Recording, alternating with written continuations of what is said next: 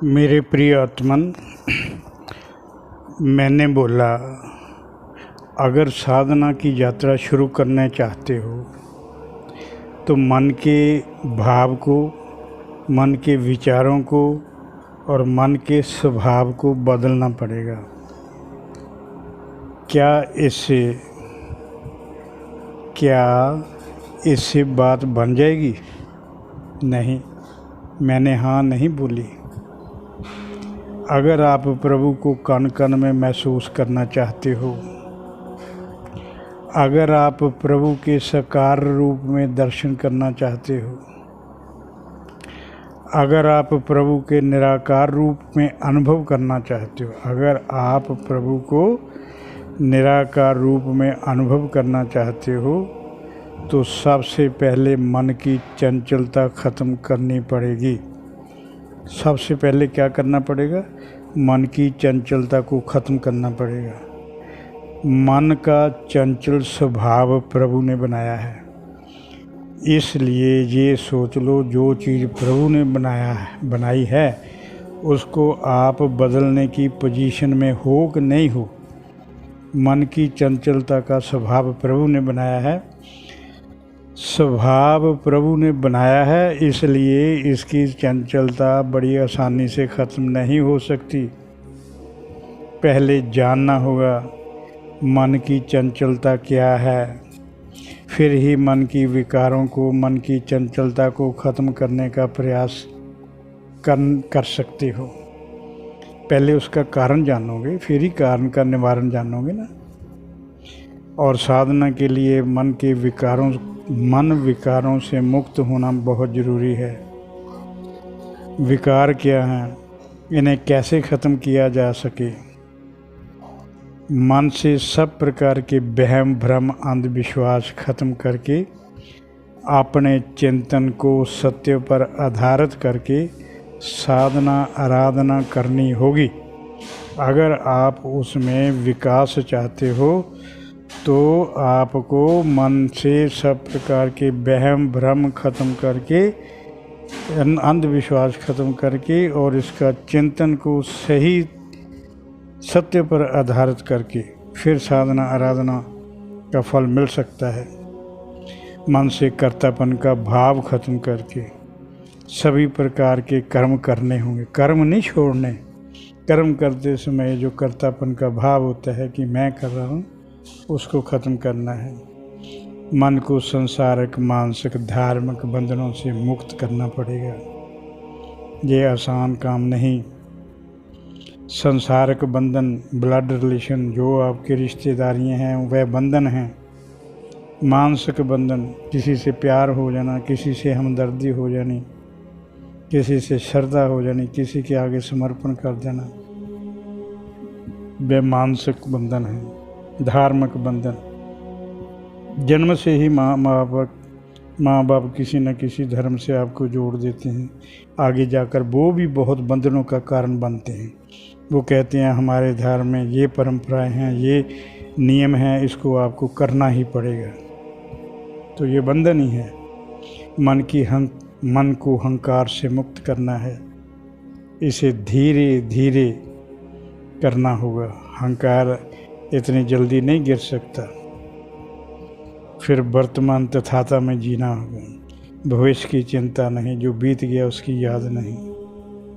और सही मायनों में साधना की यात्रा तब शुरू होगी।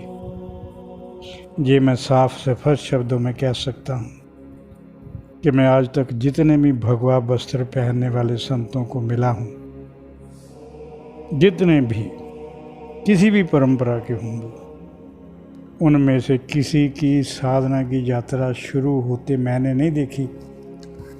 सभी के मन में लोभ है, सभी के मन में बंधन है। इवन कि उसकी संत परंपरा के बंधन भी है। आप जाते हो तो वो पूछते हो आप किस परंपरा के संत हो। जो परंपरा से मुक्त नहीं हो सकते, जो परंपरा से मुक्त नहीं हो सके, उनकी साधना कैसे शुरू हो सकती है? जिसकी साधना शुरू हो जाती है वह एकांत व मौन के रास्ते में भी वह एकांत व मौन में रहते हुए भी प्रेम से, आनंद से, सबर, संतोष से लबालब रहता है। सबसे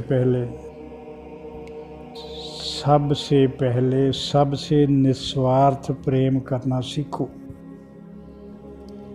आनंद व सबर, संतोष से रहना सीखो। सबसे निस्वार्थ प्रेम, आनंद, सबर, संतोष से रहना सीखो, फिर लोभ से मुक्त हो सकोगे। इससे पहले लोभ से भी नहीं मुक्त होगे। मेरी स्पष्ट व साफ चेतावनी सुन लो। अंतःकरण की शुद्धि के बगैर जीवन कभी आनंदमयी नहीं हो सकता।